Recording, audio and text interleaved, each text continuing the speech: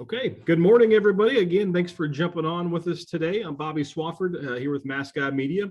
A little background about me before we get rolling. I was a sports director at a TV station for almost a decade. I was a sports writer at the second largest newspaper in Arkansas for another 7 years. So I've done a lot of sports coverage from the outside looking in, and now I'm trying to figure out or try to help you guys to kind of build your brand because you kind of have to be your own media outlet these days. And so we're going to go through a couple things today about how you can build your brand, expand your exposure to your fan base and including your statewide, because more and more you're becoming programs instead of just high school athletic departments. So we're going to give you a quiz to start things off today first. You're not going to have to write an essay, so don't worry about that. But by kind of think about it, how many of your schools are the Bulldogs? Of course, everybody's got your rival. How many of your rivals are Bulldogs? Now, how many of you are Eagles, Tigers, and Panthers? When you think about that, you're not alone. Actually, those are the three most popular mascots in the country among high schools. Get this, 4,400 schools are either the Bulldogs, Tigers, or Eagles. So what's that mean? Well, actually, it means that you have to go above and beyond to stand out. Not everybody's got a unique mascot. Not everybody can be the Tyrannosaurus Rex or the banana slugs or something crazy like we see in minor league baseball. But unfortunately, not everybody has that ability to be that crazy mythological creature that's also your mascot. So 77 mascots in the country this year are used by more than 100 schools, including the Yellow Jackets twice. And now there's actually a correct way to spell Yellow Jackets, and 122 of the 267 schools in the country where the Yellow Jackets actually spell it incorrectly. There's some society that talks about bugs that's a lot smarter than I am, say that they spell it incorrectly. I'm not a bug guy, I'm a sports guy. But that just kind of shows you that every school in the country doesn't have to be unique, but what you have to do is you have to do things to help your school and your brand stand out. Now, the way that you can help take your dog from the middle of the pack to be that top dog is you don't have to change your mascot. You don't have to change your logo. You just have to be consistent. And most importantly, you have to do what your school expects you to do. And when you talk about brand, there's a lot of different directions that you can go. And coaches talk about brand and their brand every day. They just happen to use a different word for it. Coaches like to use the word of culture. Now, your culture is your brand. The way things are done within your school district, your athletic department, your teams, your players, your coaches, that's your brand. It shows what you put into those athletes, what you do to get the most out of them each and every day, and how you put them into a place to be successful on and off the court. That's building your brand for the future for those young men and women. Now, the most important aspect when it comes to building a brand is consistency. Now, we all know the school that's been a Bulldog or a Tiger or a Panther, and they've got about 6 different logos. And I threw an example on the screen there. You have to be consistent, because if you don't know what your logo is, then you can't really have brand recognition across your community, across your region, across your state. Now, that logo, no matter what it is, that's going to be the face of your brand. That's the most important and powerful image in your community. Your grocery store, your post office, your local insurance agent, those brands are powerful, but your school brand, your logo, is what's the most important thing. That's what gives your community pride. That gives with that little 5th grader who comes to the high school football game on Friday night. That's what gives him pride when he goes and watches the guys that he looks up to perform well on a Friday night. If you've got a dozen different logos, that takes away, that waters down your brand to a certain extent. So what's that mean? It doesn't mean you can't have alternate logos. Of course, spring sports are going to have the letter logo instead of having that normal animal logo or whatever the case may be. And you can compare that to coaching styles. So if you're a smash mouth wing tee football type team, or you're a basketball squad that likes to press and run up and down and play physical basketball, that's what your fans, that's what your players expect. But when you change that, you say you do all that on Monday through Thursday, then on Friday night you line up in the spread, you don't run the football at all, you throw it 50 times, well, you're watering down your brand. You're not being who you are. And that's what happens when you aren't consistent with your logo. Consistency is key with your logo, because that logo, as I mentioned, is the most important thing that anybody is ever going to see when it comes to your school.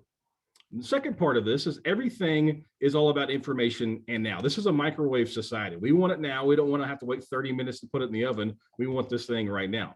And it becomes with information as well. And as you as an athletic department It gives them what they want, and that's called a website. And you can also do that with a mobile app. We're on our phones 24/7. And the most important information should be right there in the hand of your fans, of your players, of your coaches, anytime they want it. Schedules, rosters, your coaching staff, your live stream. And that may be the most important thing, because your fans never want to miss a single play, let alone an entire game. So if you're playing at home on a Tuesday, you want them to tune in on Friday to watch you play as well. You got to put that stream right in front of them, all your games, and that's going to be the easiest way to help build a fan base. Say you've got an average fan, so he doesn't have a kid playing, he just happens to live in your community. He wants to be able to watch your game. Well, maybe him watching in the live stream a couple times will kind of promote him to go, hey, I'm gonna go watch this team in person. And now he's going to go buy a ticket on next Friday night. And then all of a sudden, that's how you start to build your fan base, but beyond the people who are automatically going to come to your game either way, whether it's a parent or a grandparents. Now, I know some of you may be thinking, okay, if I live stream my home games, that's going to hurt me at the gate. Well, that's when sponsors come into play. You've got sponsors who help you pay for everything as it is. And you're not going to find a single business, not one, who doesn't want to be involved in their high school community as far as their athletics department is, because when you put that on their digital products, whether you're talking about on a website, you want to keep them up to date. That exposure is going to be valuable, invaluable almost, for that business, because you're reaching not only high school kids, the young kids, you're reaching parents, you're reaching grandparents, you're going to touch everybody in your community. So if you get a sponsor to get your live stream, that's going to help generate more revenue and overcome that loss of the gate. Now, there have been a lot of changes about how we get our news. And I can speak to this because, as I mentioned, I was a sports guy for almost 20 years in various different medias. Gone are the days where we can rely on the local newspaper coming and covering your game and that game story being in the newspaper the next day.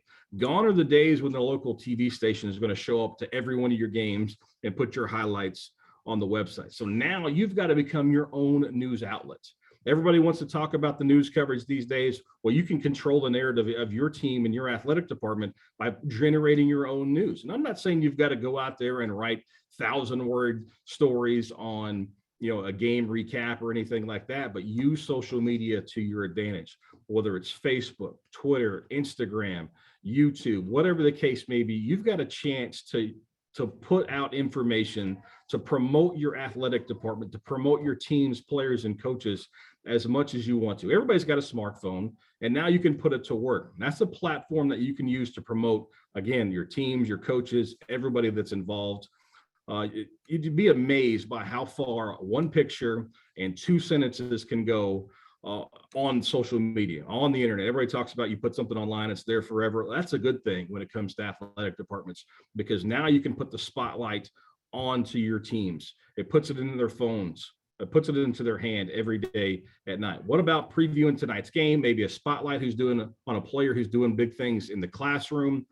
You can do a lot of those things. Maybe you could even spotlight the teachers who go above and beyond to help their athletes stay eligible. A lot of people don't think about that. A lot of people don't see those teachers. Now you've got a chance to spotlight those who are helping your athletic department from within the halls, and not necessarily, what's happening on the field or on the court. Now, again, I keep mentioning I was a sports writer and a sports director, so I've seen so many schools through the years of how they do things. But gone are the days of that local station come out and covering your game. You've got to promote yourself, because if you don't do it, who's going to do it for you? And that's when it comes into streaming your games. And I understand there's a lot of hesitation for you want to stream your games. Oh, I'm going to lose money at the gate. I'm going to lose attendance. I'm going to lose the concession stands. We can't think about that right now, because you've got to stream your games, whether you just stream it directly to your own website, you put it on YouTube, whatever the case may be, get your games out there. That's going to be the easiest way to build your audience. It's not going to give competition the upper hand either. I know some coaches think, well, if I stream my game, the other team could get an advantage of me. You're trading film either way. Let's be real about that. Huddle exists for a reason, and people are getting video from their rival or whoever the case may be. They're going to be able to find a way to get your film. They're not watching your live stream, I promise you. And so whether it's with work or travel, it's tough for people to get to every game, whether it's a fan or a family member. They want to go to the game, but if they know, hey, I don't have to take off 3 works early, I don't have to work, hurt my paycheck to get to the game, because now that live streams there, it takes some pressure off of who wants to come support your team. And not to mention, so they support your team, that continues to build your fan base. There's a lot of ways to monetize your live stream when it comes to game sponsors, commercials, etc. That's going to help offset some of that loss at the gate, but also it's going to build some flow of revenue into your athletic department. But you got to be consistent with that. We talked about how being consistent with your logo. You have to be consistent with your live stream. If you're streaming only half of your games, they're not going to know if they can rely on that. That's a good way to another way to build your brand. Be consistent with how often you're streaming. You see the tickets now. Of course, those who do come to the game, brand your tickets. There are companies all across the world, including Mascot Media, that would love to be able to print your tickets, because now we can brand your tickets. That logo you can see right there, that Marion Patriot, that logo is the most important thing inside Marion.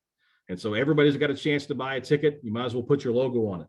It's something that seems very little, but when your opponent rolls into town and they see that you've got your logo on your ticket and you don't have that Office Depot little red or a blue ticket that you get when you go to the carnival, that's a big deal. So when you've got a chance to put your logo in front of somebody, take advantage of doing so. You can do, and it's also going to make life a lot easier for your stadium workers, whether you've got ushers or teachers who are having to man the bleachers and they can see a ticket. They don't have to worry about, okay, are you supposed to be here? Or if you've got wristbands or if you've got reserved seating, it's a lot easier if you've got that print ticket and you can have different colors, different, if you got a wristband, whatever the case may be, you've got a chance to really set your brand above everybody else by just putting your logo, because a ticket like that looks so much better than something you're going to buy at the local, office supply store. And it takes you to that next level. And you've got a chance to put your branding everywhere, whether it's posters or tickets or wristbands or on a banner on the side of the field house, whatever the case may be. Take that advantage to try to build your brands. No, I kind of went through a lot of that pretty quickly, probably quicker than I had planned on. But if you've got any questions, the Q&A section is wide open. Feel free to jump in and I'll try to answer those as soon as they come in. And also, if you guys want to schedule a demo or talk about this a little more, you can see the email address or the website there as well. Now, Jen, I'm not seeing the Q&A section pop up on mine. There it is. Found it. Just kidding. So if you guys got any questions, feel free to fire them our way.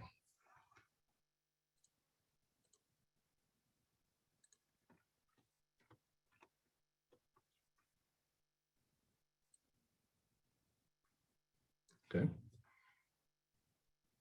There's going to be a lot of questions, I know, and maybe you want to throw them out here about the live stream and how do you set that up? You don't have to set up a 3 to 4 camera production. You don't have to go out and spend $30,000 on a live stream. You can stream things with something as simple as an iPad, because your fans and your parents, they want to be able to see their kids, your coaches go out there and perform on a Tuesday or a Friday night or a Thursday afternoon for a baseball, softball game. As long as you've got an iPad or an iPhone, you can set that up and you're consistent with it, people are going to appreciate it. Now, sure, is the quality going to be as great as you see on ESPN? No, but as long as people are getting the content that they want, they're going to appreciate, and that you're going to help build your brand a little more because you're getting that stream out there, and they're going to know that where they can get that stream anytime. Well, if we get any more questions, feel free to fire them our way. If not, there is going to be a Q&A section of the email that you're going to get for attending today's meeting.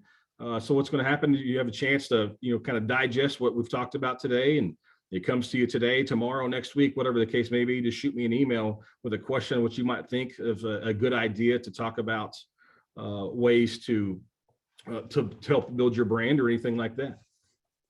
Is there any way to get a business logo on the iPad and live broadcast? That's absolutely 100% a way to do that. There's a lot of different programs that you can use during a live cast or a live stream. You can always sponsor your advertisements, or sponsor your broadcast with advertisements. You can run commercials.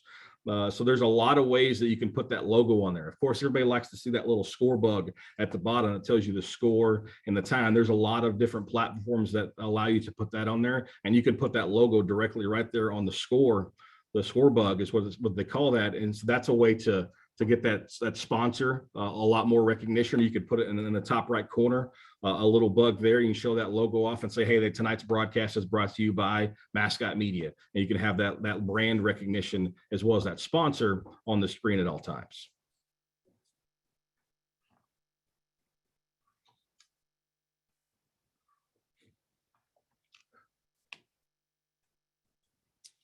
All right, any more questions, guys? I do appreciate every one of you tuning in today. we'll be sure to put this on our website as well. So if you know somebody who wasn't able to join because of the timing today, just go to my.mascotmedia, or excuse me, mascotmedia.net to find the webinar. We'll put it up there. We'll try to share it on our social media accounts as well.